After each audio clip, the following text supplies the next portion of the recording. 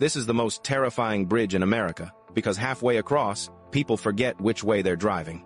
Most Americans have never heard of it, but there's a bridge so long, so empty, that once you're on it, you're trapped in nothingness. No mountains, no shoreline, just water stretching farther than your eyes can see. This concrete line runs nearly 24 miles across a flat, silent lake. For years, it held the world record for the longest bridge over water. And even now, nothing in the Western Hemisphere feels quite like it. But here's where things get scary. GPS stops working. People lose their sense of direction. Panic attacks are common. Some drivers refuse to cross without an escort.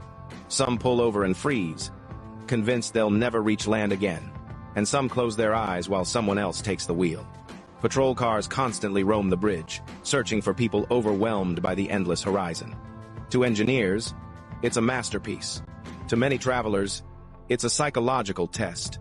Because when the world disappears in every direction, your mind starts asking the one question no one wants. What if I never make it to the other side? This is the Lake Pontchartrain Causeway, the bridge that breaks people. All right, guys, I'm going to blow your mind on this one, okay?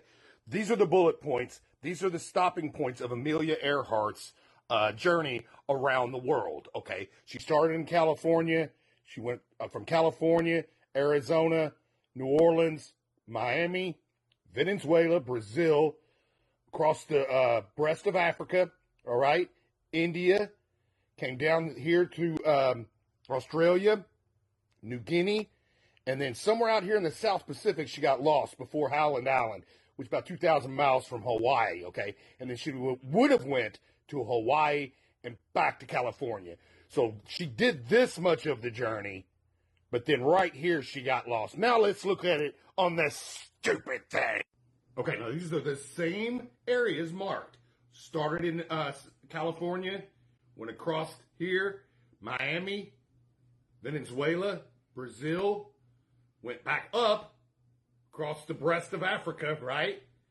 Up and this way, across India, then went down, down here to Australia,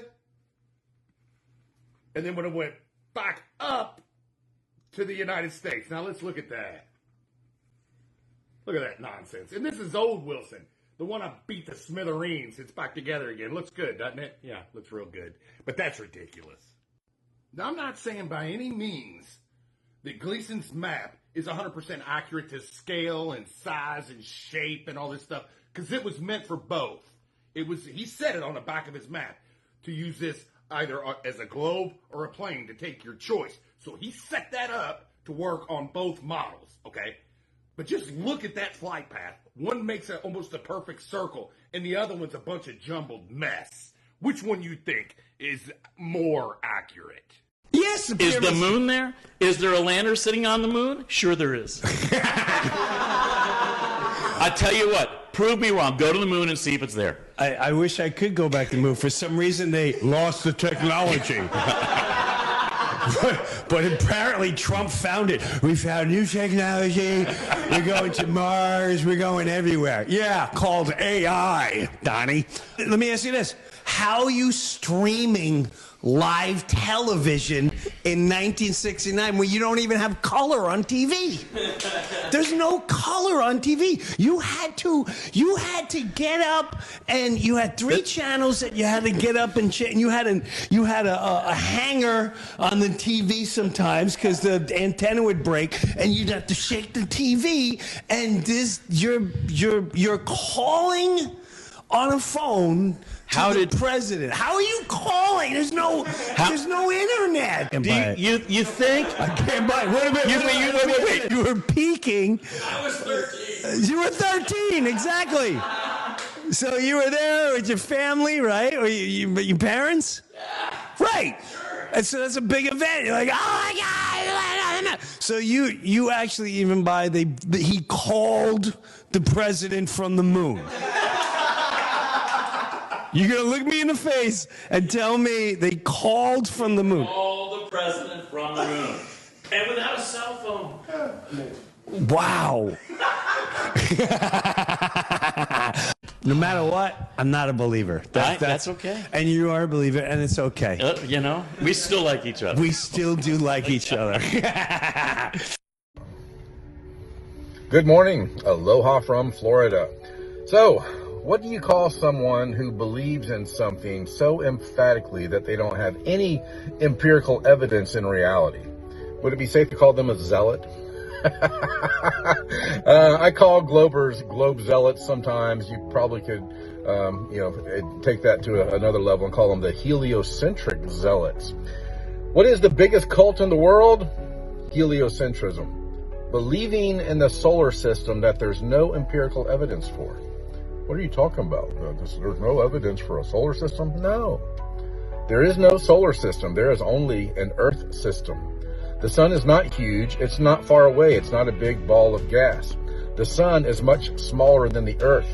The Earth is much larger than the sun.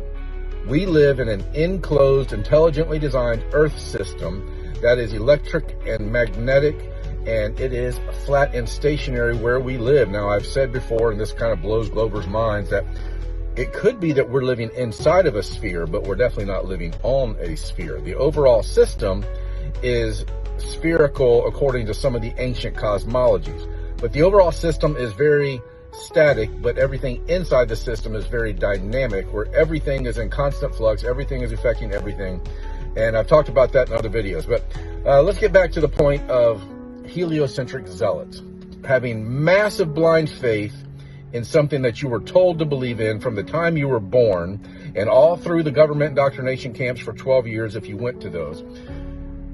Blind faith is not scientific evidence for geography or astronomy. You can have blind faith in the solar system, but I am just telling you, point blank, as simply as I can, there is no solar system. There is only an Earth system, and the sun is just part of it. It's the primary luminary within our Earth system. So the sun is not a star.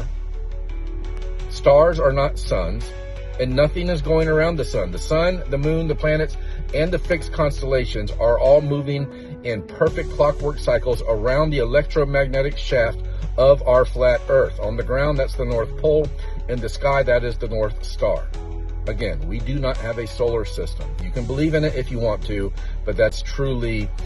why don't you look up the definition of the word delusional, look up the definition of the word psychotic. Yeah, the solar system is delusional and it's psychotic if you believe in it and there's no empirical evidence for it. But geocentric cosmology, all of the ancient cosmologies, biblical cosmology, if you will, all of that can be confirmed in reality pretty easily by yourself if you want to. So again, we live in an intelligently designed, enclosed electrical, magnetic, topographical, stationary plane that we commonly call flat Earth, and it's more accurately called geocentric cosmology. We don't have a solar system. We have an Earth system. Don't be a globe zealot. Don't be a heliocentric zealot. Learn the truth, because truth makes you strong and lies make you weak. The more truth you gain, the more truth you start thinking about and meditating on, and the more truth that you know, the stronger, more confident you become. Have a great day. Oh, let's see. Go check out flatearthdave.com. Check out Eric Dubay. Check out Eddie Allen Carr, Flat Earth Banjo on YouTube. His book, 16 Emergency Landings Proving Flat Earth. Have a great day. God bless. Select one courageous young man and woman. One young man and one young woman from each state and territory. Hunger Games. The first ever Patriot game. We have never seen anything like this, and we will never see anything like it again. You'll never see anything like it, and you'll never see anything like it again.